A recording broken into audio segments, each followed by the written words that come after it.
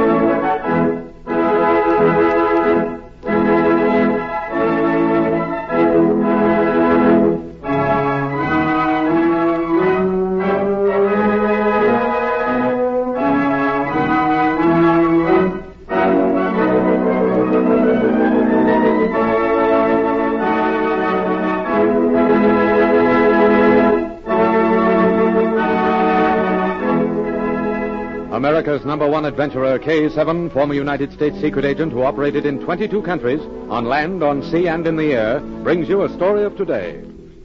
And here is K7. Again, I bring you a story that is different.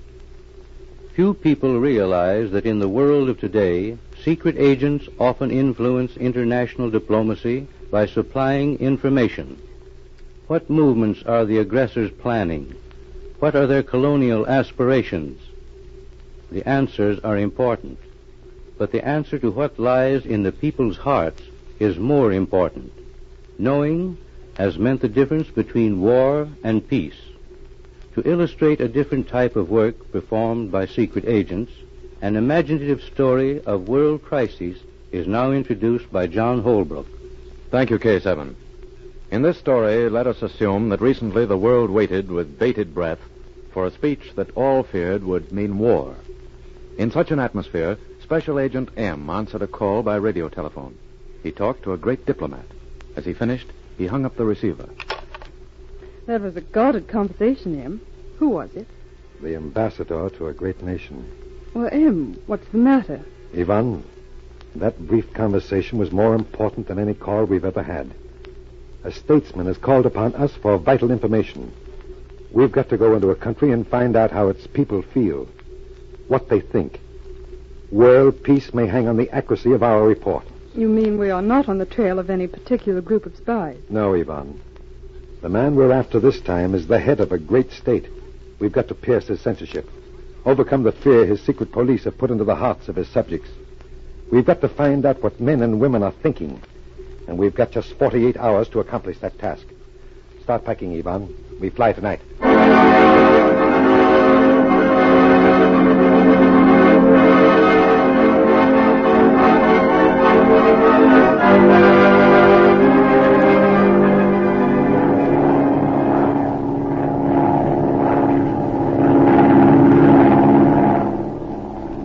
Agent M and Ivan crossed the border that night. The next morning found them mingling with a people whose thoughts, hopes, and fears were carefully guarded secrets. They were not a hostile people. Instead, they wanted to talk. They wanted news from the outside world. Agent M and Ivan separated once they were in the country. Their problem was to overcome fear. They interviewed many people, but 3 of them told the whole story. You're an officer in the Army, sir. I hesitate to ask you this, but you think there will be war? Do your people want war? We ask that of each other. No one knows. I wish I could answer you frankly. Surely no one can hear us. The very walls of the ears. We're spied upon constantly. We don't dare speak our mind, in public or in our homes. You can't realize what that means. No, I can't realize it. We don't know what the world thinks. We have no newspapers except the controlled press. Would you believe that news is being smuggled into us? What do you mean? Many of us have relatives and friends in other countries. They read the world news and condense the stories into a few words. Some of this condensed news reaches us. And when it does, we meet in little groups, read it to each other. Then each man makes a copy of the stories and goes out to read the news to other groups. It is our way of getting information. Well, certainly you don't enjoy living under such oppression. Would you? We have always been a proud people. Now we are treated like criminals, spied upon from every quarter. Someday... You were going to say... Only that it will not always be the same. Now tell me of the outside world. What do your leaders think? They want peace. They believe international problems can be settled by conference. And they're right. They're right. If only my people could know that. Our government wouldn't dare lead us blindly into useless sacrifice. If war comes... What's the matter? We're watched. If you should repeat what I have said, I would be seized, separated from my family. I must leave you, my friend. Goodbye. I hope your visit is a pleasant one. Hail our leader! Hail our leader!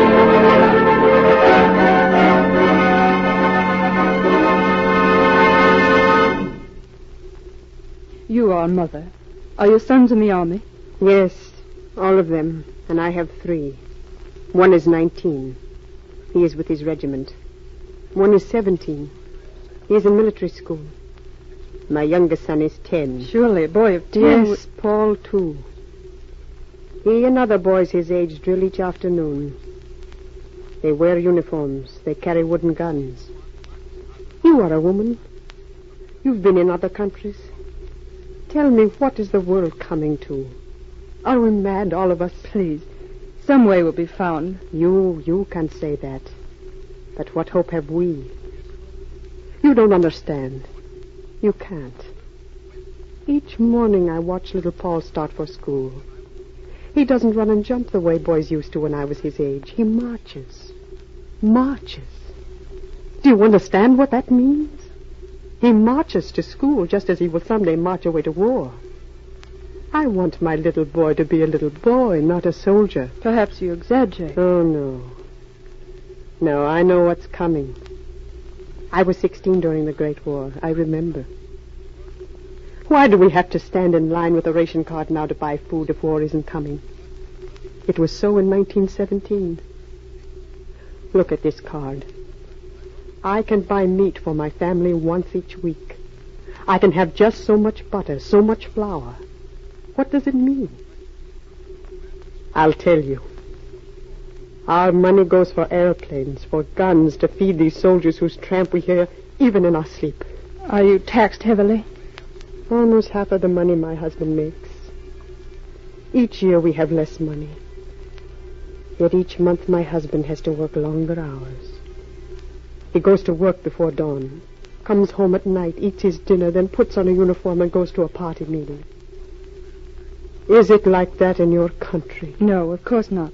Our citizens don't wear uniforms. Only our soldiers and sailors. Why can't it be like that here? Why doesn't some world leader speak? Perhaps one will. Yes, probably, but he will speak too late. I lost a brother during the World War. He fought for greater empire. For empire. Must I now lose a husband and 3 sons? Must I see my little Paul, my baby, marching, marching, marching? He's my baby. He's not a soldier. They can't have him, not yet. Someone has got to tell them. Someone has got to.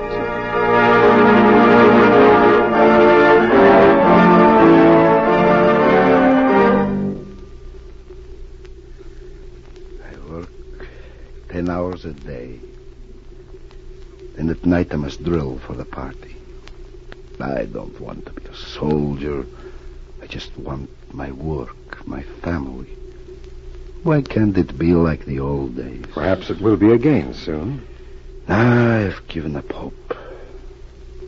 I remember when I was a boy. We had a lovely flower garden. And in the evening, when my father came home from work, he would sit there with us and talk to us and smoke his pipe. Or perhaps we would go to the music garden and hear women and men laughing and sing. Surely men and women laugh and sing yet. Yes, but suddenly the laughter stops. And we must sing about a man none of us remember. Some man who died in a riot. You can't understand.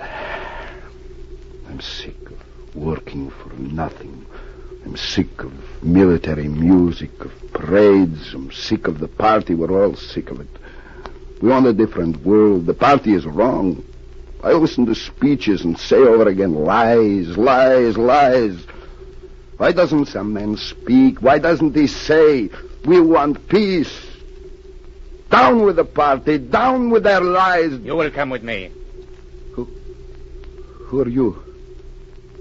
Not the police. No, I didn't mean what I said. I didn't mean it. Let me explain. Why are you arresting this man? Because he is a traitor to the state. Now, come on out. Let me explain. I didn't mean what I said. What I didn't...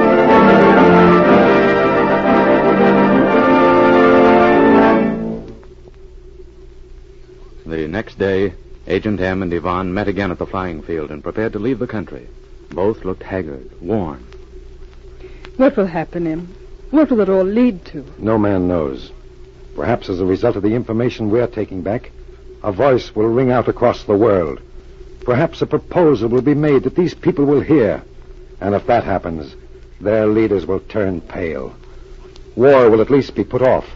That's all that we can hope for.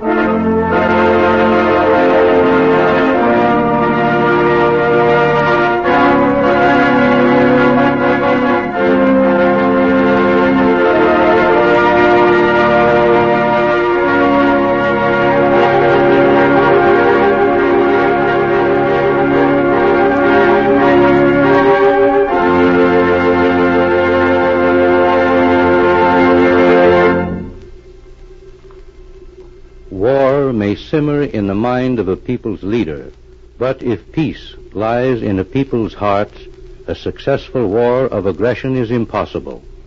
History has taught this lesson many times, but when men are mad for power, the lessons of the past are forgotten. Pray for peace in the name of humanity. Listen for my next story. This is K7 speaking.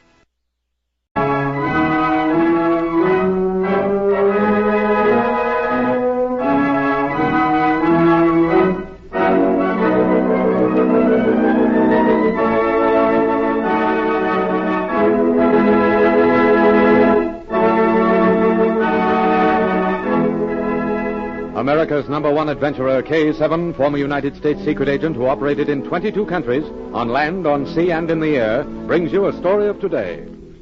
And here is K7. Again, I bring you a story that is different. Few people realize that in the world of today, secret agents often influence international diplomacy by supplying information. What movements are the aggressors planning? What are their colonial aspirations? The answers are important, but the answer to what lies in the people's hearts is more important. Knowing has meant the difference.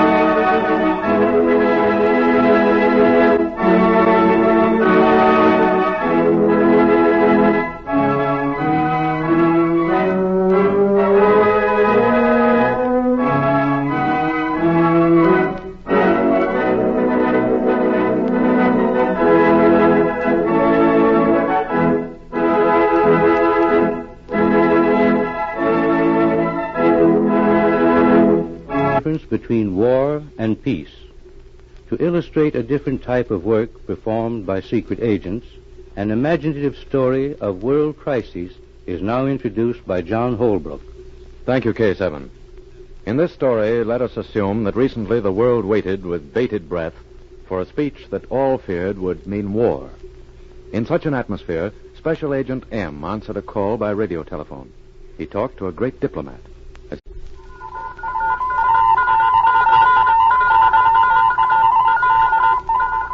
Secret Agent K7 returns.